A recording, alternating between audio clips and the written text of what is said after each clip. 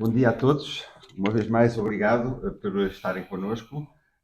Este é a segundo Respirar Novo, no âmbito da nossa campanha Bem Me Quer, aqui na Oeste Respira. Para esta segunda edição, eu tenho comigo, à minha esquerda, o professor Pedro Moroso, diretor da Escola Superior de Educação e Ciências Sociais do Instituto Politécnico de Leiria. À minha direita, como costumo dizer, uma ilustre desconhecida, mas que vão ficar a conhecê-la bem, porque, como sabem, estas nossas conversas são sobre saúde mental nos jovens e achamos importante que os jovens sejam chamados a pronunciar sobre o que é dito sobre eles, e ela estará no final a comentar o que vai ser dito hoje nesta primeira ronda de conversa. Depois, aqui à minha esquerda, tenho a Elisa Valentim, da CPCJ Torres Vedras. Para os poucos que não sabem o que é quer dizer CPCJ, Missão da Proteção de Crianças e Jovens. Isso bem? Muito bem. À minha direita tenho a Gabriela Galeão, da Câmara Municipal de Caldas da Rainha, que vai também falar da perspectiva da autarquia sobre esta realidade em Caldas. Como habitualmente, eu vou iniciar a conversa com alguns números. Desta vez não vou só dar números preocupantes, vou também dar alguns números positivos. Começando pelos preocupantes, o que eu escolheria hoje para começar é o seguinte: a ideia de que 22,4% dos estudantes adolescentes portugueses considera que sente muita pressão com os trabalhos da escola. Portanto, estamos a falar de um número significativo que se sente pressionado. Também que metade dos estudantes do ensino superior, porque temos aqui alguém que nos pode falar dessa realidade, aliás, duas pessoas que nos podem falar dessa realidade diretamente, portanto, metade apresenta sinais de burnout. E 1 em cada 3 toma medicação para ansiedade, problemas de sono e depressão. Aproveitava ainda, já uma nota mais positiva, e antes de começarmos a nossa conversa de hoje, para dar conta que ainda assim, quase 73% dos adolescentes portugueses se considera feliz, o que é de louvar. E agora falando em concreto sobre o lado do ensino superior, está demonstrado que uma instituição que queira precisamente reduzir questões como o burnout, como vimos, é muito prevalente, deve basicamente cultivar uma relação de empatia e de flexibilidade entre docentes e alunos, que provavelmente nem sempre existe essa relação de empatia. E sobre estas e outras questões vou passar aqui já o holofote para o Pedro, que nos poderá falar precisamente dessa realidade enquanto responsável de uma instituição de ensino superior. Bem, muito bom dia a todos. Em primeiro lugar, obviamente, agradecer o convite para estar aqui hoje, de manhã, a tomar o pequeno almoço convosco e a falar destas temáticas que são, de facto, muito importantes, mas também agradecer o trabalho que a Oeste Respira tem feito, precisamente por fazer com que estas temáticas não fiquem circunscritas a umas quatro paredes, embora estejamos entre quatro paredes, mas que estamos precisamente a passar a mensagem cá para fora. Eu costumo dizer que, infelizmente, vivemos num país que ainda não sabe muito bem quais são as temáticas às quais devia ser dado tempo de antena. E isto é uma comparação clara com o tempo de antena que o futebol tem no nosso país em relação a outras questões que seriam, para mim, muito mais relevantes. Em relação a esta questão em concreto, de facto, cumprimentar também todos os colegas que aqui estão hoje para partilhar estas ideias, precisamente porque gosto neste formato de nós não termos nada preparado. Portanto, nós não vimos aqui com nenhuma lição preparada, com nenhuma matéria baseada em autores e artigos e tudo mais, vamos mesmo falar daquilo que é a nossa realidade. E isso a mim dá muito gosto, porque liderar uma escola que neste momento conta com cerca de 2.900 estudantes, 75% de sexo feminino e 25% de sexo masculino, e eu já vou explicar porque é que eu faço este facto, é hoje em dia um desafio tremendo. É um desafio constante, é um desafio no sentido em que isto não muda só de geração em geração, de sei lá, de 20 em 20 anos é que nós vemos a diferença no tipo de público que estamos a... Não, isto muda de ano para ano. Os graus de exigência, aquilo com que vêm predispostos para fazer, muda radicalmente. E nós tivemos uma pandemia há muito, muito pouco tempo.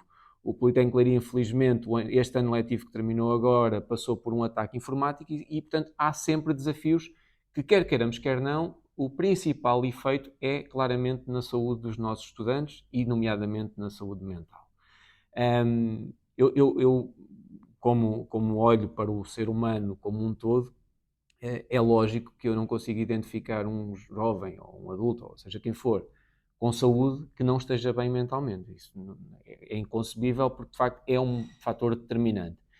Há um problema na nossa sociedade, e quando eu falo agora, falo da minha realidade, destes 3.000 estudantes, mais ou menos, que estou a falar, eu noto que é muito mais fácil identificar, cuidar, mostrar empatia, preocupar-se com a lesão física, com aquela questão física que está a limitar alguém, do que com a tristeza, do que com o mal-estar, do que com o tal burnout. Isto são traços muito mais difíceis de identificar e até os próprios colegas se aproximarem, ajudarem-nos a nós também a conseguir ser úteis. De facto, o Politécnico de Leiria, como instituição de serviço público, não é? Portanto, há aqui uma realidade que é para nós muito, muito importante, sempre se preocupou em tentar criar mecanismos de prevenção. E foi com o Serviço de Apoio ao Estudante, um serviço de apoio psicológico que já temos há muitos anos, liderado pela minha colega, a professora Graça Seco, e que tem desenvolvido imensas estratégias numa iniciativa que parte na tentativa de fazer com que não haja abandono. Portanto, esse foi o propósito. Olha, nós não queremos que haja abandono no ensino superior, portanto, vamos criar aqui estratégias para dar algum apoio aos estudantes que de facto abandonam, mas que hoje têm um conjunto de iniciativas tremendas para promover o bem-estar e nas suas diferentes dimensões. Portanto, eu acho que as instituições de ensino superior apanham agora jovens que vêm do ensino básico e secundário fechados em si, sem amigos, e 100 não é o número, não é com não, é 100 com S, 100 amigos, com muitos conhecidos e muitos contactos das redes sociais, e se for preciso, nas redes sociais aí sim ultrapassam os limites dos followers e essas coisas todas, mas que não tem aquele ombro amigo, não tem aquela pessoa que de facto se identifica com quem partilham, estão muito isolados e fechados em si mesmo. E isto é uma constatação que, como eu disse há pouco, no nosso caso, reflete-se muito no sexo feminino, para dizer que não tenho este estudo feito, mas na minha própria escola começa-se a perceber muito mais jovens a fumar do sexo feminino, muito mais jovens a mostrarem sinais de ansiedade tremendo e a desmaiarem na sala de aula com o stress, com a pressão da frequência do exame que aí vem, e acho que é por alguma dificuldade em não conseguirem compreender aquilo que eu me fartei dizer na segunda-feira quando acolhemos tantos caloiros, que é, vocês vêm para uma instituição de ensino superior que se preocupa não apenas com aquilo que vai ser lecionado na sala de aula, mas também com a vossa construção enquanto seres humanos. E por isso mesmo há que se envolver nas associações de estudantes, nas tunas, nos núcleos, nas várias iniciativas de voluntariado que vamos promovendo ao longo do ano, porque claramente, se nós só estivermos preocupados em formar, e daqui a pouco vai falar a nossa colega da CPCJ, e nós temos lá o curso quer de Serviço Social, quer de Educação Social, para onde mandamos muitos estagiários, e para nós é muito bom receber o feedback das CPCJs a dizer que de facto eles estão preparados para esta realidade, mas se nós só estivermos preocupados com o conteúdo e não com o caráter humano, eu acho que a saúde mental de certeza vai ficar frágil, vai ficar incapaz de conseguir lidar com as situações que hoje em dia todos nós percebemos que são estressantes, que são, né, ainda falou-se tanto desta questão de um pai que infelizmente deixou um filho no carro e agora toda a gente anda nas redes sociais a dizer, pois comigo poderia ter acontecido o mesmo, porque de facto nós andamos assoberbados com o stress, com o dia-a-dia. E depois pensamos, mas isso é os adultos? Não, os jovens também. Os jovens é a mesma coisa. Os jovens no secundário é os treinos, é as aulas, é os exames, mal vêm os pais, etc. E, portanto, acho que a pressão exercida por parte das instituições deve ser muito bem avaliada, devem ser criadas estratégias de acompanhamento, questões de sinalização que têm que surgir dos pares, que são os jovens que têm que dizer aos jovens e nos alertar para isso, porque senão, de facto, continuaremos a lutar contra uma realidade que, embora o Vítor tenha dito a sua satisfação e bem, termos 72% dos jovens que estão felizes, a mim preocupa-me sempre os outros 28% estão o quê? E é esses que eu me quero continuar a preocupar. Pedro, muito obrigado. Excelente intervenção. Acho que vamos ter a oportunidade também de comentar alguns dos aspectos e puxar algumas pontas do seu discurso. Eu aproveitava essa questão dos jovens, para não ficarmos apenas focados nos jovens no universo universitário, embora seja um universo importante. Aqui a CPCJ pode nos dar uma visão mais ampla, porque isto de jovens, estamos a falar de adolescentes e estamos a falar também de crianças, até certo ponto, qual é a sua visão sobre a questão da saúde mental neste universo mais alargado, já abarcando já na adolescência, por exemplo? Qual é a experiência que tem sobre a saúde mental neste público? Antes de mais, obrigada. Eu fico muito bem-vinda aqui nestes cenários. Muito obrigada pelo vosso convite, terem a honra de convidar aqui a CPCJ para falar um bocadinho sobre saúde mental. Enquanto eu estava a falar, eu fui tomando aqui umas notas para não me esquecer daquilo que era importante, para perceber a terceira problemática mais sinalizada da CPCJ prende-se exatamente com a área que abrange a saúde mental. E se antigamente as sinalizações relacionadas com consumos, tentativas de suicídio, temas à volta disto, eram a partir, sei lá, dos 11 para cima, e agora começam a descer cada vez mais. Nós notamos comportamentos desviantes nos jovens a partir dos 6 anos de idade. Temos crianças de primeiro ciclo sinalizadas com comportamentos muito, muito complicados em escolas básicas.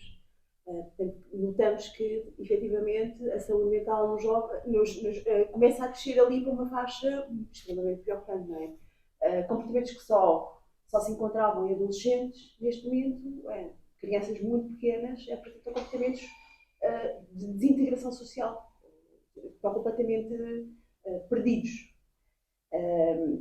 Daí a CPCJ tem-se focado muito numa tentativa de aumentar o número de apoios psicológicos. Só que, efetivamente, a nossa rede pública responde muito mal ao acompanhamento psicológico e canalizamos grande parte daquilo que é possível dos apoios económicos para estas situações. Gastamos uma grande fatia em encaminhamentos para acompanhamentos psicológicos e psiquiátricos, porque, efetivamente, não há uma preocupação de investimento, isso é claro. O nosso Estado português não investe na saúde mental, nem em crianças, nem em jovens, nem em adultos. É uma área completamente esquecida, sinceramente, é o que eu penso.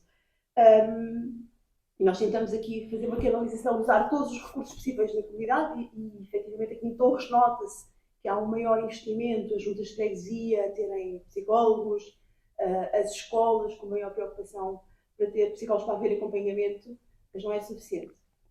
Não é suficiente. Portanto, vamos tentando aqui usar todos os outros recursos para conseguirmos apoiar estes jovens que nos chegam. E temos um aumento significativo das tentativas de suicídio, das automutilações, de consumos com uma grande regularidade, uma dificuldade em aceitar que aquilo é problemático, porque só acontece, mas cada vez acontece mais. Portanto, são comportamentos que afetam efetivamente o seu estar no dia-a-dia. Até na prestação escolar, não é? Vão afetar a prestação escolar. Não sei se respondi a tudo. Respondeu, aliás, eu ia aproveitar, estava a ouvi-la com interesse e ia propor o seguinte, antes de passar a nossa terceira convidada, que também traz uma perspectiva diferenciada sobre isto. Eu penso que é interessante, vocês ambos apresentaram a realidade. Eu propunha que na nossa segunda ronda talvez explorássemos a hipótese de razões. Porque é que essa realidade que vocês tão bem estão a apresentar nos vossos diferentes públicos, quais são as razões? Porque nós queremos muito depois usar o efeito espelho com a Nicole e perceber se o nosso discurso sobre as razões bate certo com a sua experiência enquanto jovem universitário. Portanto, eu iria propor então que nessa intervenção também nos falasse um pouco a Gabriela sobre a realidade que conhece pela lente do município, presumindo sempre que saúde mental é um dos parâmetros de desenvolvimento social, um dos parâmetros de qualidade de vida e, portanto, isso é algo que vocês estão atentos enquanto autarquia. Mas nesta fase, basicamente, falamos um pouco da realidade, depois a seguir vamos todos explorar as razões possíveis. Conseguimos. Obrigada pelo convite em nome do município e pela excelente companhia que hoje aqui partilhamos, portanto, pela conversa informal que eu tenho aqui com o Tensioso, mas isto acho que só não posso comer, não é? Que não dá jeito. Eu sou psicóloga de formação, portanto, eu logo tenho aqui uma perspectiva sobre a saúde mental que eu acho, como é óbvio, influenciada pela minha formação de base. O município das Caldas da Rainha tem estado muito atento a esta questão da saúde mental, até porque os números, e pegando na realidade no Conselho das Caldas da Rainha tem sido alarmante. Existem taxas de suicídio dos jovens. Portanto, em cada 4 semanas existe pelo menos uma tentativa de suicídio, portanto, e as taxas estão a ficar cada vez mais elevadas. E depois isto associado ao que também disse a colega da CPCJ, a uma ausência de respostas na área da saúde mental a nível de intervenção secundária, portanto, é escassa, é muito escassa para identificar, e portanto o município tem estado muito atento, e o exemplo disso é que de repente passámos a ter 2 psicólogas no município que nunca existiram psicólogas no município, e existem agora na área da educação e na área social. Exatamente porque percebeu-se esta necessidade de trabalhar nesta área a própria autarquia, juntamente com os parceiros, como é óbvio, e em rede. Porque há ausência de resposta a nível de uma intervenção secundária, também entendo o município que tem que se investir na prevenção. E, portanto, nós não conseguimos alterar de forma direta as políticas nacionais, não é? Não conseguimos que, de repente, investam em termos de orçamento na área da saúde mental e em profissionais da saúde mental. Então, o que é que nós conseguimos fazer, não é? Portanto, e há bocado o Pedro disse muito bem, o ser humano é um todo, não é só saúde mental, não é só saúde física, e, portanto, tem vindo progressivamente, porque as coisas também não se conseguem fazer de um dia para o outro, investindo em determinadas medidas que achamos que promovem a saúde mental. E fala-se muito em termos técnicos, na ordem dos psicólogos, etc., e o que o Pedro também falou, que é o bem-estar e o autocuidado, mas que ainda só está num plano muito técnico e de investigação, e que falta chegar ao terreno, porque no dia em que começarmos a investir nisso, estamos a prevenir e a evitar uma série a médio e longo prazo, uma série de consequências de falta de saúde mental ou de saúde psicológica, que às vezes a doença mental, o nome doença mental tem um estigma associado muito grande, e portanto tem-se falado assim um bocadinho mais de doença psicológica para ver se aligeiramos um bocadinho a coisa. E portanto, eu falo agora de medidas muito concretas em que o município, por exemplo, investiu na educação física no primeiro ciclo, com atividades em meio aquático, portanto, em meio aquático, bicicletas, contactos com a natureza, porque temos o Pulo Tornado e a Lagoa de Óbidos, e portanto o primeiro ciclo vai começar a beneficiar de atividades em componente letiva e não letiva, porque achamos que esta pode ser uma estratégia que trabalha outras áreas, mas que também trabalha esta questão da saúde mental e da promoção, não só da educação física, mas da educação física ligada também à natureza, o que é uma coisa que eu acho que também é importante, nós achamos, o município. Temos tido também, portanto, estas questões das psicólogas nestas 2 unidades que trazem uma perspectiva, um contributo diferente de olhar para as pessoas e olhar para as áreas que se intervêm também numa perspectiva da psicologia.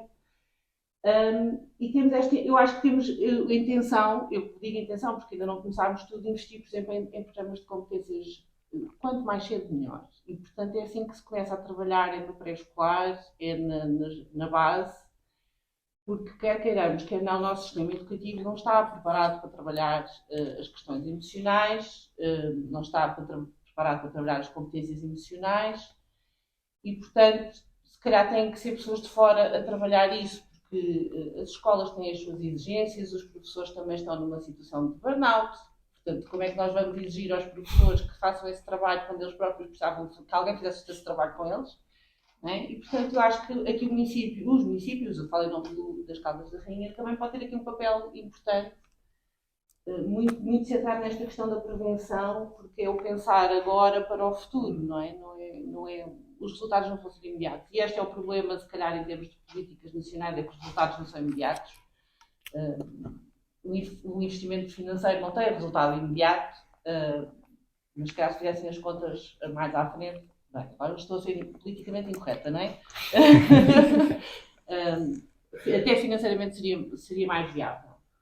E, portanto, eu acho que eu quero só aqui ressalvar uma coisa, porque eu gosto do positivismo do Vítor, que a experiência que eu tenho tido com alunos do ensino secundário, mais do ensino secundário, é que o Covid trouxe uma coisa positiva. Não foi tudo mal, lá está. Trouxe uma sensibilidade e um alerta dos jovens para a situação da saúde mental. Eu acho que os jovens estão mais atentos, os jovens estão mais despertos para as questões da saúde mental. Eles procuram informação. Eles querem falar sobre o assunto, que era uma coisa que não acontecia. Nós já tivemos várias vezes até em escolas a pedido dos próprios alunos a falar de saúde mental. E isto nunca tinha acontecido na vida. Portanto, nós íamos lá falar de saúde mental porque alguém se lembrava, algum professor, etc. E agora são jovens que acham, não, nós queremos falar deste tema. Não sei se é a forma mais eficaz, porque falar só, eu estava a dizer há pouco que nós tivemos uma mesa redonda de inteligência emocional nas escolas, onde tivemos a participação de uma aluna do secundário. E uma das coisas que ela disse de muito interesse foi que de vez em quando tem lá alguém que vai falar, sei lá, de ansiedade ou de suicídio, etc. E mostra os PowerPoints, os números, e aquilo não lhes diz nada. Eles precisam de fazer, eles precisam, isto está tão provado, não é o saber fazer, não é? Saber não é só o saber saber. Eles precisam, não, nós precisamos de fazer coisas que nos treinem a nossa inteligência emocional, que nos treinem as nossas competências. Não é ouvir falar sobre isso, porque só ouvir falar, nós também temos alguma ideia. E eu acho que era tão bom aproveitarmos esta sensibilidade destes jovens, ou esta disponibilidade para este tema, que é uma coisa recente, que se ganhou, e que por isso é que isto é para jovens, não é?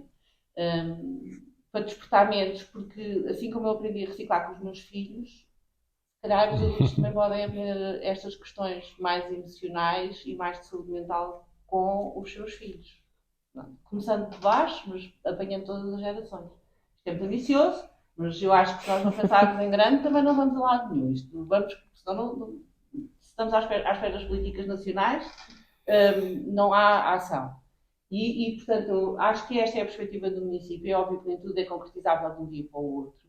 Nós andamos aqui em intensas negociações com este Respira, porque existe esta sensibilidade e queremos fazer coisas nesta área. Porque realmente é importante. E as escolas, efetivamente, têm um papel muito importante, mas nós também as podemos apoiar. Acho que me calçam. Excelente intervenção, Gabriela. Eu vou então usar agora pela primeira vez o nosso espelho. O nosso espelho é aqui a Nicole Henriques, que estamos já na fase final do seu percurso académico. Espero, Sim. Estou no quarto ano. Nicole, nesta primeira ronda, ainda na fase de dizer o que é, antes de explorarmos as possíveis razões, do que ouviu, que reação tem e qual é o seu contributo também para a realidade que conhece, independentemente das razões, como é que o que ouviu aqui se reflete ou não na realidade que tem experienciado desde no seu percurso até agora na escola? Ora, portanto, acho que dos três intervenientes eu concordo com o que ambos disseram. Acho que muitos dos problemas que têm, que são expostos, deve-se principalmente à educação que é transmitida em casa. E acho que nós somos filhos de uma geração que os nossos pais tiveram problemas e não foram educados a ter inteligência emocional. E então, ao transmitir-nos a educação, muitos de nós não estamos prontos e não temos qualquer tipo de inteligência emocional para lidar com emoções, para lidar com problemas. E às vezes temos que ser autodidatas. E uma coisa boa que houve na pandemia e nas redes sociais é cada vez mais a exposição do tema da saúde mental, porque muitos de nós estamos a aprender graças à internet, graças às publicações que são feitas, a projetos que são feitos a nível da internet, e acho que há muita gente que já tem vindo a perceber, ok, eu sinto isto, talvez deva procurar ajuda, ou talvez deva ter uma conversa com os meus pais, ou com o meu núcleo de amigos, para perceber se também se passa o mesmo com eles ou não, ou se eu estou sozinha nisto. E acho que é importante estes projetos e cada vez comunicar mais com a sociedade, principalmente com os jovens, e também com os pais e os avós, porque acho que eles também devem perceber que a nossa geração não está mais fraca ou mais sensível, como muita gente às vezes pensa, que nós somos agora mais moles e que na altura deles as coisas eram mesmo assim e tinha que seguir para a frente, Mas não, acho que tem que se perceber que estas coisas têm que se aceitar e temos que procurar uma solução, porque mais tarde pode haver mesmo problemas. Obrigado. Eu aproveito agora, antes de abrir a conversa, para dar nota de algo que eu vi semelhante à sua intervenção e à da Gabriela, que eu apontei aqui no meu pelinho, que é preciso haver menos paternalismo. Ou seja, a ideia de que os jovens são estas figuras hiperfrágeis, que não sabem o que é que lhes está a acontecer, foi ali desmontada parcialmente por um dos tópicos da Gabriela, e no que acabou de dizer aqui a Nicole, de certa forma, a mim também me voltou a ecoar com isso, que é, se calhar, os jovens também têm esta fragilidade porque ela lhes vem dos pais que não souberam transmitir essa inteligência emocional, como dizia há pouco. Portanto, no limite, os jovens até podem ser agentes de saúde mental dos seus pais, porque os pais não conseguiram ser agentes de saúde mental dos seus filhos. E é um bocado esta provocação que eu deixo aqui, porque há um certo paternalismo à volta desta ideia de que os jovens, como dizia, são moles, não é? É.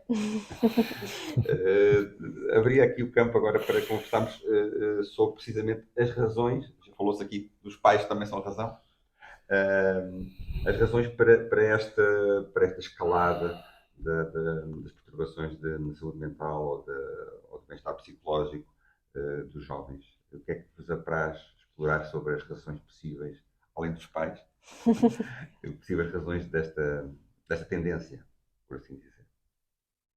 Agora é livre, não é? Primeiras senhoras, sejam menos para mim, portugueses, não é esperem como para quer. instruções. Eu acho que ao vivo, se eu disse que foi uma vantagem porque trouxe o assunto, portanto, à mesa, e portanto escancarou, também trouxe esta desvantagem.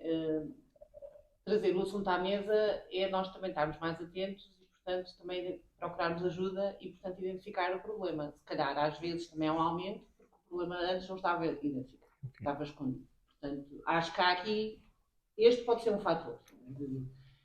O outro fator tem a ver com as questões, que há pouco o Pedro também falou, as questões relacionais, as questões, os confinamentos, todas as alterações, isto teve implicações emocionais nos jovens, nas crianças e nas famílias. Portanto, isto, eu acho que experienciou aqui também algumas situações de ausência de saúde psicológica. Também eu vou usar este termo mais bonito, não é?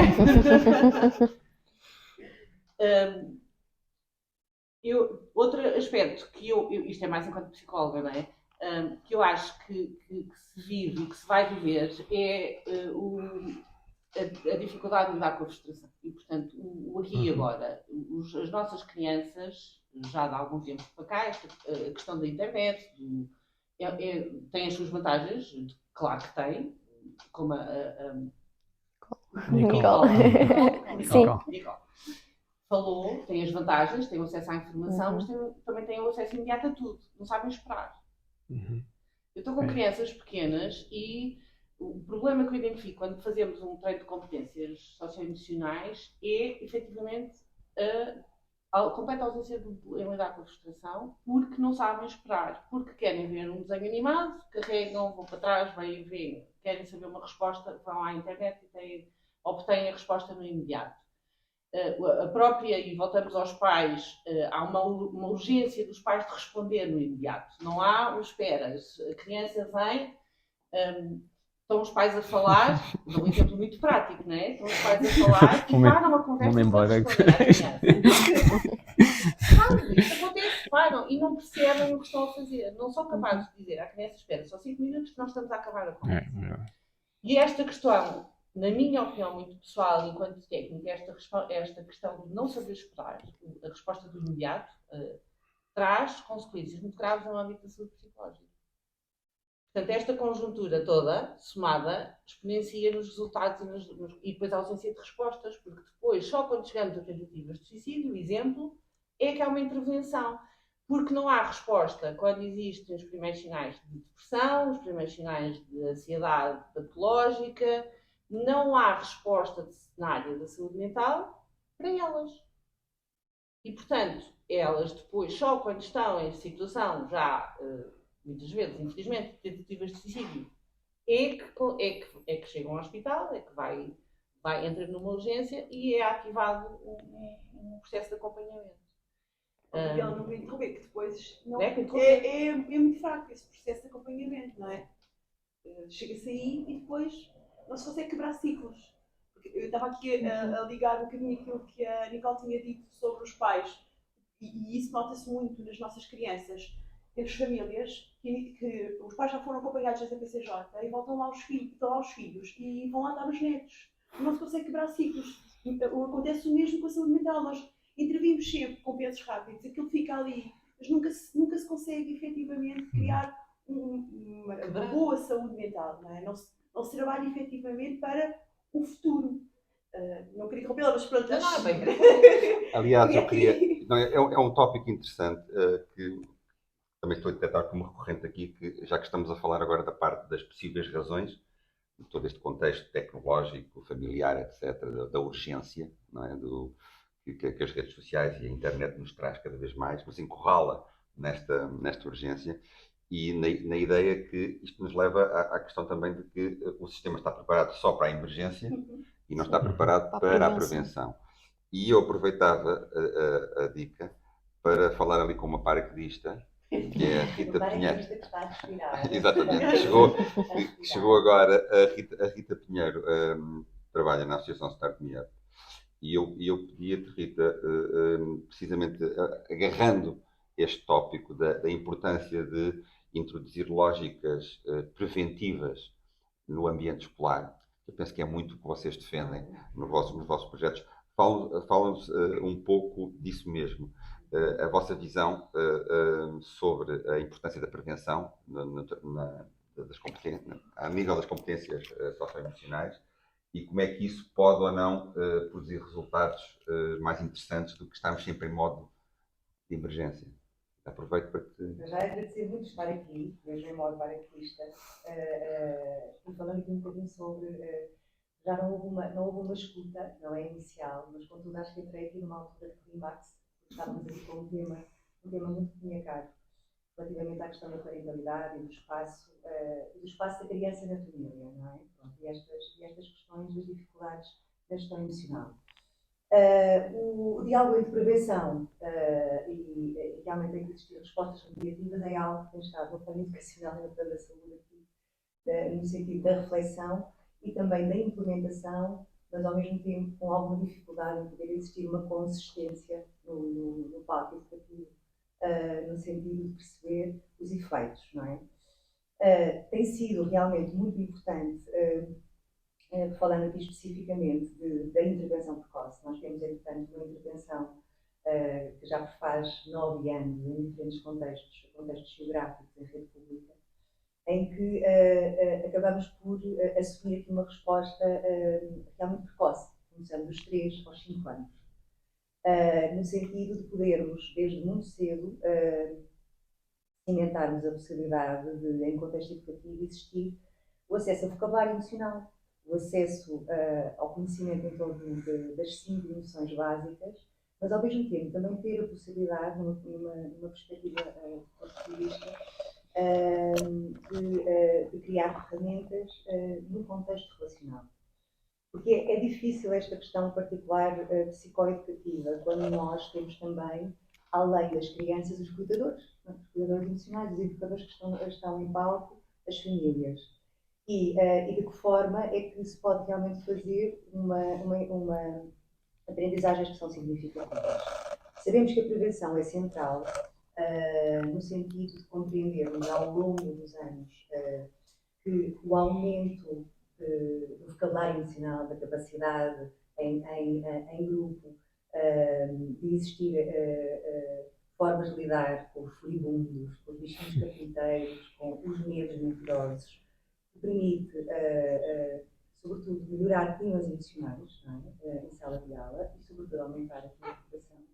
Mas, ao mesmo tempo, achamos que há também um impacto indireto relativamente aos adultos, não é? E aos educadores, na forma como eles próprios sentem que têm a literacia emocional, não é? E que têm que muitas vezes colocar ali em palco e falar realmente do que foram zangados calados quando eram miúdos, a dificuldade de poder falar, a dificuldade em poder ter um espaço para abordar os medos. Eu penso que há ainda uma grande necessidade de sensibilização política para a política educativa, no sentido de existir um trabalho sério, no sentido de reforço do grupo docente, não é? Pronto, de formação, neste sentido.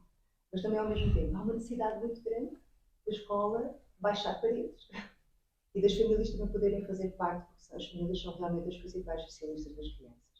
Eu estava a ouvir, entretanto, a colega, e só para poder dar aqui um bocadinho a minha ressonância depois de sentar, porque eu também trabalho com famílias e a área da terapia familiar é realmente uma área que tem feito descobrir muitos aspectos relativamente às dinâmicas. E é das coisas mais duras a construção da parentalidade atualmente. E eu falando também como mãe, okay? Porque somos realmente pais que temos um grande acesso a muita informação, mesmo no sentido tecnológico, mas uma grande ausência de rede de apoio alargada e da possibilidade realmente de existir esta passagem de saber por gerações, não é? E esta possibilidade de, por todos nós, como pais, primeira infância, segunda infância, adolescência, temos uma necessidade muito grande de uma atualização e também do reforço nesta forma única de ser pai naquela família. E esta ausência, muitas vezes, até de andar na casa, não é? A criança não ter toda a centralidade e haver uma capacidade de espera enquanto os adultos falam, existir um tempo de ligação, de brincar, em que não há tecnologia. Há muita culpa, anda-se aqui com uma culpa gigante, não é? Há muita culpa de não se conseguir fazer, por haver conhecimento, sem operacionalização, e há sobretudo depois pais que nos chegam realmente à consulta com este sentimento de não são pais, mais do que a ausência de conexão, ou a ausência de querer, ou a ausência. E na adolescência isto tudo baralha muito, não é? Porque a adolescência vinha a pensar um bocadinho no carro, sobre esta questão de jovens e aprendizagem, não é? Eu acho que é central perceber, como estávamos a abordar, todas estas questões da cultura familiar, do que é realmente a atualização numa comunicação de escuta quando temos uma criança que se torna jovem. E há realmente muitos olhares, mas nós percebemos que mais do que a questão tecnológica, a questão de pertença e de socialização é muito importante nos nossos jovens. Vivemos a pandemia, que é um impacto muito grande, mas sobretudo é muito importante que exista a possibilidade, e que eu vou encontrando nas situações mais graves, em que há uma ausência de comunicação muito grande e esta ideação suicida. É que realmente é muito central existir a possibilidade de ter uma voz em casa, uma escuta, uma negociação, mas também ao mesmo tempo uma clareza relativamente ao que é este pertencer. Os pais não são colegas nem amigos, os pais são muito importantes, a pressão de pares pode se tornar um substituto parental, não é? Quase, quando temos miúdos pouco ligados à família. E é muito importante os pais serem um satélite muito importante na vida do adolescente, sem deixarem de ter a guia de educar limites, mas também de escutar opiniões que são diferentes. Pai, eu não quero ser médico, porque és médico, ok? Eu não quero seguir essa tua expectativa, porque essa foi a tua vida, não é a minha. É emocionante. Eu posso só, não, pegando, eu estava aqui, estava a tremer, não, a Rita chegou super bem, e eu estava a pensar, tenho que ver, depois falar com o Vítor, como é que eu passo isto para a minha mulher poder assistir, Porque quando se fala de bolha, não é? Esta proteção excessiva perante a criança, que, ai meu Deus, pode-se magoar, quer física, quer psicologicamente. E depois esta incapacidade de, espera aí, eu costumo dizer, em casa, eu desde que tenho as 2 filhas, eu desci completamente na hierarquia, que se eu tiver um animal de estimação ainda baixo mais, eu já não sou nada. Aquilo elas... E depois eu fiquei sensibilizado pelo facto de termos começado a falar da questão da parentalidade e termos falado de isto não ser uma situação que só interessa aos jovens de ensino superior. E temos crianças cada vez mais jovens, cada vez mais crianças, nem são jovens ainda, cada vez mais crianças a mostrar de facto comportamentos graves. Eu vou-lhes chamar assim, porque de facto é grave imaginar uma criança de 6, 7, 10 anos a ter um comportamento deste género. E a minha casa tem 6 e 8, e eu costumo dizer que infelizmente não tirei curso para ser pai. Não havia, quando eu queria ir para a faculdade, podia tirar a licenciatura, mas não havia um para ser pai. E para tirar a licenciatura, eu sou sincero, eu tinha lá colegas que eu dizia assim, tu não tens jeito nenhum para isto, o que é que tu andas aqui a fazer? Mas para ser pai não há nenhum critério, não é? Portanto, qualquer um pode ser. E é de facto um trabalho muito, muito difícil. Pegando até naquilo que a Nicole disse, eu acho que nós termos esta capacidade de parar, de refletir, que é cada vez mais difícil, é de facto essencial. E eu sinto isto em casa, eu sinto isto com as minhas filhas. Eu consigo hoje perceber que em situações de extremo stress da minha vida profissional, eu sou reativo. Eu ralho, eu chateio-me, eu sou nervoso, eu não tenho capacidade nem tolerância para ouvir. E quando reflito sobre isso e quando não ando assim, nota-se nesse comportamento. Portanto, se nós tentarmos identificar as razões, acho que as razões é um todo tão complexo que é muito difícil nós conseguirmos dizer isto não contribui, isto não é razão. É, porque a falta de exercício físico na tenra idade é uma razão. Não tenho a mais pequena dúvida. E aí tenho 500 artigos científicos que mostram que eu tenho razão. A criança com 5 anos hoje no pré-escolar faz exercício físico para aí 45 minutos durante a semana, mas eu nem falo desse. Falo depois o tempo de exploração do próprio corpo, da mobilidade, é escasso. É um parque daqueles comprados, com escorregas e com balões já pré-fabricados, com um chão para amortecer a queda, para não haver cá lesões, como a gente tinha quando andávamos à caça de gambuzinos, e eles hoje não têm isso. E por isso, falta de atividade física, falta de contacto com a natureza, porque são deixados na escola às 7 da manhã e depois são levantados às 7 da noite e, portanto, passam lá o tempo todo e, de facto, as escolas hoje têm muita dificuldade em derrubar as paredes e ter o contacto com a natureza. O que é que falámos mais? A falta de investimento na prevenção, a falta de capacidade social de nós queremos investir em algo que é a longo prazo. Nós temos tanto esse problema. Ai meu Deus, nós neste país, eu cada decisão que tomo perante, vou à minha presidência e tive esta ideia, não sei o que mais, isto vai custar X, então e quando é que vamos ter os resultados? Daqui a 20 anos, esquece, vai, isso não interessa nada, já será outro presidente. E portanto, eu acho que quem assistir a isto e tomar notas como eu tirei, de facto percebe que são tantas as razões e nós sabemos. E nós temos dificuldade em arregaçar as mangas e começar a fazer mais e melhor. Acho que precisamos trabalhar mais em rede, acho que precisamos ter mais parcerias, mais cooperações, mais capacidade também de nos colocar-nos no lugar do outro, não é? Eu costumo dizer, eu escrevi um artigo há algum tempo, não foi propriamente muito bem recebido pela minha comunidade de colegas, como também é normal, fui mesmo dizer que a maior parte dos professores desta vida académica, que eu nem falo da guerra que teria de eu chegar agora e dizer assim, temos que colocar cadeiras de inteligência emocional nas nossas licenciaturas, porque temos, como eu digo, temos que meter de artes, e como digo, temos que meter de cultura, e como digo, temos que meter de outras questões que não aquilo que é a formatação para aquela licenciatura, mas pronto, mas sem me perder por aí, só dizer que escrevi um artigo que a maioria dos docentes de ensino superior neste país, e tenho a certeza que a Nicole disto não tem mais pequena dúvida, se virem um aluno a mexer no telemóvel durante a sua aula, acham que a culpa é do aluno. Não está atento. Tem de estar atento àquilo que eu estou a dizer. Para mim esta é a realidade. Ele só está atento porque aquilo que está no telemóvel é mais interessante que aquilo que o professor está a tentar passar. E enquanto nós não baixarmos as guardas, não percebermos que nós somos supra-sumos, nós, pessoas de ensino superior, não sabemos tudo, não estamos aqui como detentores do conhecimento que é exigido no mercado, vai ser muito difícil. Portanto, acho que há aqui uma série de barreiras que acho que é preciso Porque por onde é que eu comecei?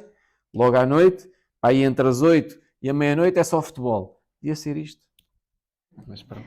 Eu aproveitava, Pedro, obrigado pela sua intervenção desempoeirada, o que não é habitual ouvir em pessoas da sua posição.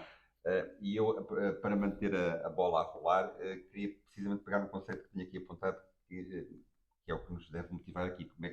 Agora, de uma forma mais prática, como é que nós podemos treinar saúde mental?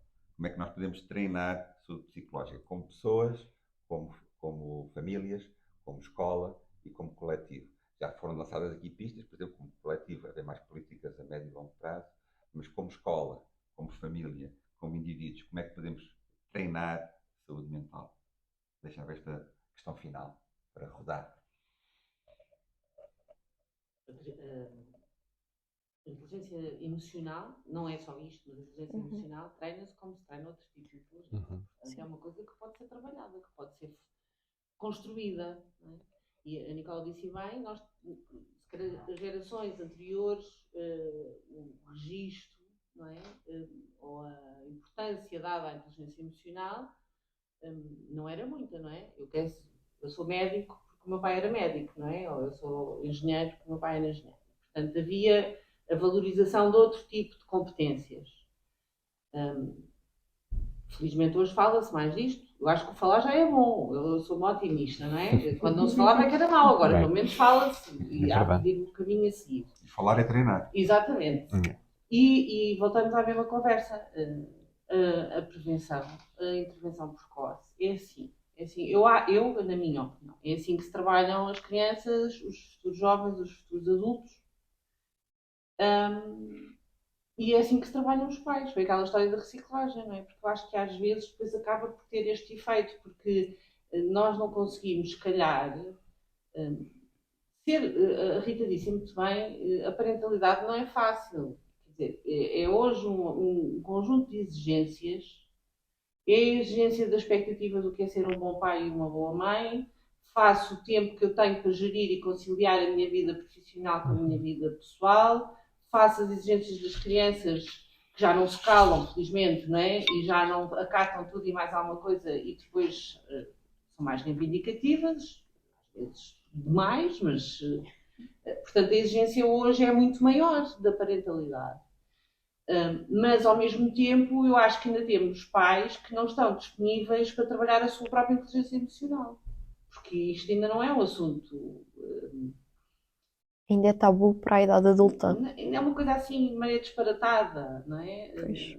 Como as depressões e como as pessoas, como a ansiedade. Se ele está deprimido é porque é maluco. Não ia. Não. São questões culturais e são questões enraizadas e, portanto, se calhar se nós pensarmos ao contrário, se estas crianças é que podem vir a ajudar os pais a desenvolver algumas ferramentas de inteligência emocional, agora efetivamente tem que se trabalhar a nível da prevenção, isto na minha perspectiva. Consoante as faixas etárias, a intervenção tem que ser diferente, o trabalho tem que ser diferente. Quanto mais cedo, melhor. Quanto a intervenção precoce, quanto mais estiver lá, melhor. Era maravilhoso que os professores, que são aquela componente educativa que não... depois temos esta parte da parentalidade e depois temos a parte da educação, não é? Tivessem também eles próprios este treino e estas fosse-lhes dado ferramentas e competências para eles próprios trabalhar isto, e se calhar aí já não diziam que a culpa era do aluno e paravam e pensavam, espera que eu estou a ser um chato, já estão não sei quantos a bocejar, deitados na cadeira, não é? Portanto, esta empatia, esta sensibilidade. Agora, sim, eu acho que este caminho passa por estas vertentes todas. Se é fácil, não é com certeza. Se não se pensar a médio e longo prazo, nunca será viável de acontecer. E a Nicole falava há pouco, foi novamente o holofote na Nicole, a importância de haver espaços para falar e para partilhar. Sendo que isso ainda há uma carência. Os jovens já estão disponíveis para falar, mas talvez não encontrem tanto, se calhar, um espaço seguro. Exatamente, um espaço seguro. O que é que a sua experiência sobre isso? Eu, por exemplo, venho de uma escola, de uma faculdade, em que no meu curso acho que a primeira impressão com os docentes é fundamental, porque se eles baixam a guarda connosco, nós vamos nos sentir super à vontade para falar de tudo, e até o tópico da cadeira pode não ser de mais interesse para nós, Mas como eu gosto daquele docente, eu vou estar lá a ouvir, posso não me interessar, posso nem gostar, mas como eu gosto daquele docente, eu vou ficar a assistir, vou ficar a ver. Se for uma pessoa, um docente que a minha primeira impressão vai ser ríspida ou aquela sensação de superioridade, eu é que sou o professor, tu é que és o aluno, a pessoa pode dizer a coisa mais fantástica do mundo, mas eu não vou querer ouvir. E eu acho que a educação parte muito disso, a educação a nível escolar, porque eu até ao 9º ano tinha boas notas, mas não tinha prazer em estudar, não tinha prazer em querer aprender, porque achava que, olha, é assim, tem que ser, é a escola, pronto. E agora cheguei ao ensino superior, graças a Deus estou num curso que eu gosto e tenho mesmo prazer em estudar e em querer aprender e em querer evoluir, tanto pessoal como profissional. E acho que esta parte de baixar a guarda tem que começar logo muito cedo. Claro que o professor não deve ser demasiado mole, porque já sabe que há crianças numa certa idade que tendem a abusar um pouco da sorte, mas tem que haver aquela empatia entre professor e aluno, em que o professor diz, ok, estás aqui, mas a seguir à aula podemos falar, se tiveres alguma coisa a querer desabafar e não tenhas ninguém para falar, eu sou adulto, eu estou aqui e estás à vontade para isso. E acho que eu tenho um irmão, está no 8º ano, e eu sinto que ele com os professores não se sente à vontade, porque acho que também os professores não se dispõem e não criam um espaço seguro. Os alunos chegam à sala e, ok, é mais uma hora aqui, não sentem prazer. E acho que devia haver um bocadinho, baixar um bocadinho a guarda. Eu queria guardar esta última expressão para encerrar a nossa conversa. Baixar a guarda, baixar as paredes, como foi dito, pode ser uma das ótimas formas de treinarmos a saúde mental ou saúde psicológica. E com esta nota, deixávamos aqui para que possamos terminar o pequeno almoço. Vamos ter novamente uma conversa em breve. Estejam atentos às nossas redes sociais e até breve.